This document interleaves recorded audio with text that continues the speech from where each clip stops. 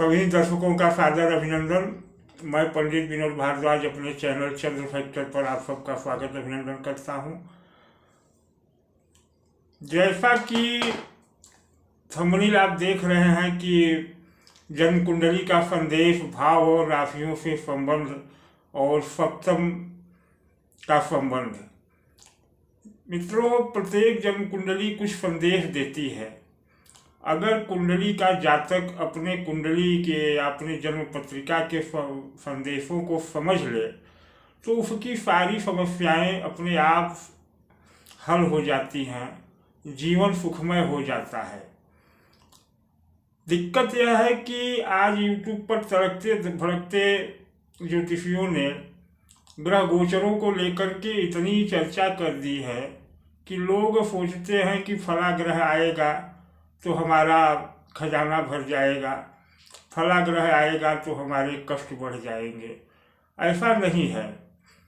ग्रहों का परिवर्तन और ग्रहों का गोचर एक मौसम की तरह है। मौसम कोई भी हो, अगर आप समर्थ हैं, सक्षम हैं, तो वह मौसम आपको आनंद देगा, और यदि आप सक्षम नहीं हैं तो मौसम कोई भी हो आपको तकलीफ ही देगा। उदाहरण के स्वरूप गर्मी पड़ेगी तो जिनके पास एसी और कूलर है, मकान है बढ़िया, उनको क्या दिक्कत है, लेकिन जिनके पास नहीं है उन्हें गर्मी तो सताएगी। बरसात आएगी, जिनके पास गाड़ी है, बंगला है, उनके लिए क्या दिक्कत, लेकिन जिनके पास नहीं है उन्हें बरसात तो परेशान करेगी।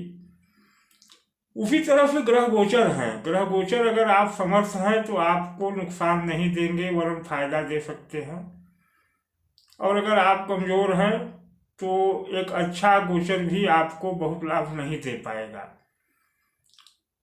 अब आप कमजोर और आप सबल कैसे बनेंगे, तो यही कुंडली संदेश देती है, जन्म पत्रिका यही संदेश देती है कि आप अपनी जीवनचर्या कैसे करें कि आप सबल और समर्थ हों। ग्रहों का गोचर तो आता जाता रहेगा।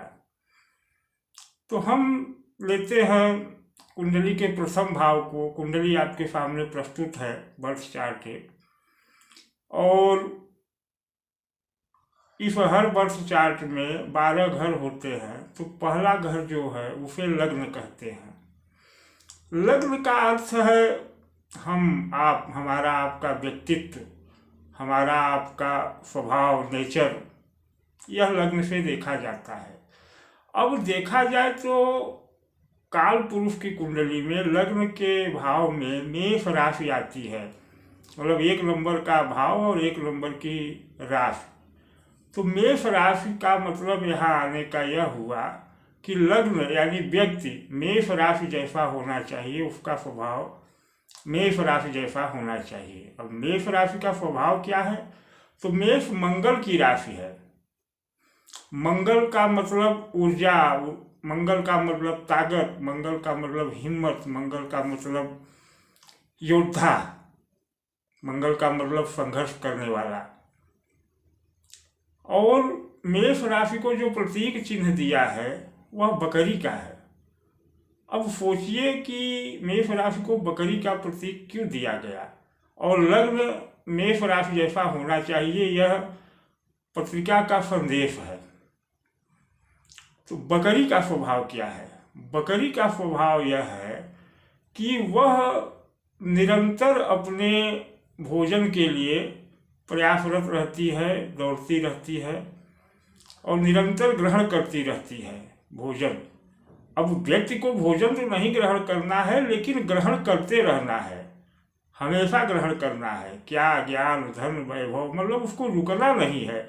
यह बकरी के संदेश से, मेष राशि के संदेश से मिलता है कि लग्न से जातक को स्वभाव से एक बकरी की तरह होना चाहिए, जो अपने आजीविका के लिए दिन भर संघर्ष करता रहे, दिन भर उसको ग्रहण करता रहे। वही स्वभाव उसका मंगल के रूप में होना चाहिए कि वह योद्धा हो, वह हिम्मती हो, वह साहसी हो। अब एक बात और है कि पत्रिका में हर भाव के ठीक सामने 7वें घर को सप्तम भाव कहा जाता है, और वह उसका जस्ट अपोजिट होता है। अब जैसे लग्न का जस्ट अपोजिट सप्तम भाव होगा, और सप्तम भाव में काल पुरुष की कुंडली में 7वीं राशि शुक्र की तुला राशि आती है।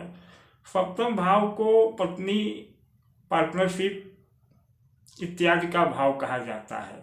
तो सप्तम भाव यह बताता है कि आप ऊर्जा के लिए, आप जीवन यापन के लिए संघर्ष तो करते रहें, परंतु सप्तम भाव में तुला राशि है ठीक सामने, तो तुला राशि का प्रतीक चिन्ह है तराजू। अब तराजू का अर्थ है बैलेंस। तो यह सप्तम भाव संदेश देता है कि आपको फिर भी बैलेंस बना के चलना है। और दूसरा वह शुक्र की राशि है, तो भोग की राशि है। तो संदेश यही देता है कि भोग भी आपके लिए अनिवार्य है, लेकिन प्रतीक तराजू है, तुला है, तो बैलेंस होना चाहिए। तो इस तरह से हम समझ गए कि अगर हमारा लग्न जो कहता है उसको हम अपने जीवन में उतार लें तो हमारी समस्याएं आधी समाप्त हो जाएंगी और गोचर तो होते रहेंगे, होते रहते हैं। अब कुंडली का दूसरा भाव है धन भाव, कुटुंब भाव। यहाँ से धन और कुटुंब का विचार किया जाता है। यहाँ काल पुरुष की राशि पड़ती है वृष। वृष का प्रतीक चिन्ह है बैल, और वृष भी शुक्र की राशि है। अब यह बैल प्रतीक कुछ कहता है धन के बारे में।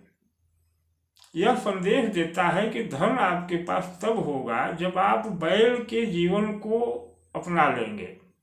अब बैल का जीवन क्या है? तो बैल, अब चूंकि आज के परिवेश में लोगों ने बैल के जीवन को नहीं देखा है, हम लोगों ने ग्रामीण परिक्षेत्र में रहा है, देखा है। बैल जब कार्य क्षेत्र में, मतलब कार्य पर उतरता है, तो उसके मुंह में एक, देसी भाषा में कहें तो एक खोच जैसा लगाया जाता था, जिसका नाम ही यही था कि खोच। वो मुंह का बंद कर देता था और जालीदार होता था। उसका कारण यह था कि वह कार्य के समय कुछ खाए न, कुछ पिए न, मतलब इस तरह से न खाने पीने में या भोग में अपना समय व्यर्थ न गवाए और कार्य करता रहे। तो द्वितीय भाव यही कहता है कि धन तभी होगा जब आप कार्य क्षेत्र में केवल कार्य के प्रति समर्पित रहेंगे, अन्य कोई भी चीज, कोई इच्छा, कोई भी बातों का आप ख्याल नहीं करेंगे।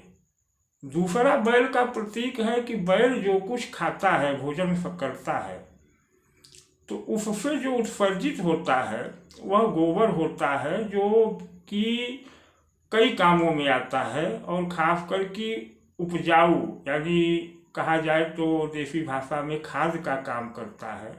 खेतों में डाला जाता है जिससे उपज बढ़ती है। तो द्वितीय भाव बैल के रूप में यही बताता है कि आपका धन ऐसी जगह लगे कि जहां वह जो उत्सर्जित करे, जैसे बैल ने खाया तो बैल ने उत्सर्जित किया तो गोबर हुआ, तो आपका धन भी उस जगह जाए जहां जो उत्सर्जित हो वह भी कामयाब हो, काम के लायक हो और उसकी भी मूल्य हो, तब तो धन होगा, अन्यथा धन नहीं होगा। यह तो धन की बात हो गई।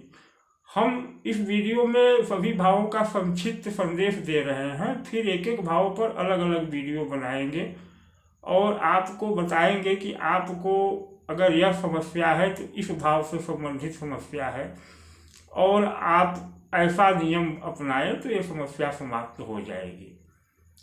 क्योंकि एक वीडियो में इस विषय को समेटना बड़ा मुश्किल है। अब दूसरा विषय आता है तृतीय भाव। तृतीय भाव पुरुषार्थ का भाव है, छोटे भाई बहनों का भाव है। यहाँ मिथुन राशि पड़ती है, बुध की राशि। अब तृतीय भाव क्या संदेश देता है कि आपका पुरुषार्थ बुद्धिमानी पूर्वक होना चाहिए, क्योंकि बुध की राशि है। और दूसरा संदेश यह देता है कि मिथुन राशि का प्रतीक क्या है। प्रतीक आप देखेंगे तो युगल प्रतीक है। युगल प्रतीक का मतलब एक अंतरंग संबंध।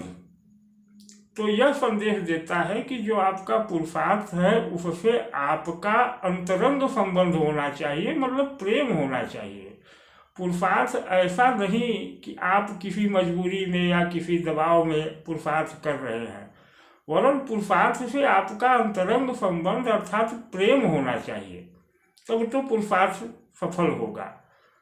और फिर यह छोटे भाई बहनों का संबंध है, भाव है, तो यहाँ यह भी दर्शाता है फिर वह अंतरंग संबंध जो मिथुन राशि का प्रतीक चिन्ह है कि आपका अपने छोटे लोगों से अंतरंग संबंध होना चाहिए, प्रेम होना चाहिए, न कि दिखावटी। तो इस तरह से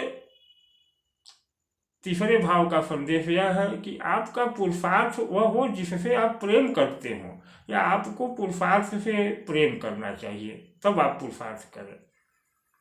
अब बात करते हैं चौथे भाव की। चौथा भाव है माता भूमि भवन वाहन का। यहाँ कर्क राशि पड़ती है। कर्क राशि का स्वामी चंद्र है। अब चंद्र इतना चंचल है तो यह क्या संदेश देता है? चौथा भाव, तो चौथा भाव यह संदेश देता है कि आपका जो भूमि भवन वाहन और माता का संबंध है, ये इसमें एक शीतलता, एक सौम्यता होनी चाहिए। कहने का तात्पर्य कि अगर आपके पास भूमि भवन वाहन है तो आप उसका प्रदर्शन न करें, उसमें सौम्यता बरतें। और चंद्रमा गतिशील है तो दूसरा संदेश यह है कि आपको इन जगहों पर जहां आपका भूमि भवन वाहन है आते जाते रहना चाहिए। यह मातृभूमि का भी भाव है, तो माता से भी आपका संबंध चंद्रमा की तरह शीतल होना चाहिए और मातृभूमि पर आते जाते रहना चाहिए। ऐसा नहीं कि आप अमेरिका में बस गए और फिर कहीं कोई खबर नहीं। हमारी बात को आप समझ रहे हैं। हम इस वीडियो में पंचम भाव तक की चर्चा करेंगे और संक्षिप्त चर्चा करेंगे, विस्तृत हम एक एक भाव का अलग अलग करेंगे। अब पांचवें भाव पर आ जाइए। पांचवा भाव है संतान का, विद्या का, टेक्निकल विद्या का, मतलब टेक्निकल नॉलेज। और यहाँ पड़ती है सिंह राशि जिसके स्वामी है सूर्य। तो यह संदेश देता है कि व्यक्ति को या जातक को अपने संतान के प्रति सूर्य जैसा भाव रखना चाहिए, अर्थात उसको प्रकाश देना चाहिए विद्या का, ज्ञान का और टेक्निकल ज्ञान का। क्योंकि टेक्निकल ज्ञान रहेगा तो वह किसी भी क्षेत्र में किसी भी समय अपने जीवन यापन को कर लेगा। दूसरा सूर्य का संदेश है अनुशासन। सूर्य 7 बजे, 6 बजे, 5 बजे जो उनका समय है, उदय होते हैं तो होते हैं, उनको कोई रोक नहीं सकता, कोई उनमें आलस्य नहीं, कोई बाधा नहीं। तो यह भी कि संतान के प्रति एक अनुशासन होना चाहिए और संतान भी अनुशासनशील होनी चाहिए। तो इस तरह से अगर लोग अपने जीवन को अपने पत्रिका के भावों से जोड़ लें कि संदेश क्या देता है भाव, तो समस्याएं अपने आप समाप्त हो जाएंगी। फिर ग्रह आते रहेंगे, जाते रहेंगे। आज हमने पंचम भाव तक चर्चा की। अगले कार्यक्रम में हम और भावों की चर्चा करेंगे और फिर एक एक भावों का अलग अलग विश्लेषण करके समस्याओं का समाधान ढूंढेंगे। चैनल को सब्सक्राइब कर लें, लाइक कर लें और शेयर अवश्य करें, जिससे कि वीडियो अन्य लोगों तक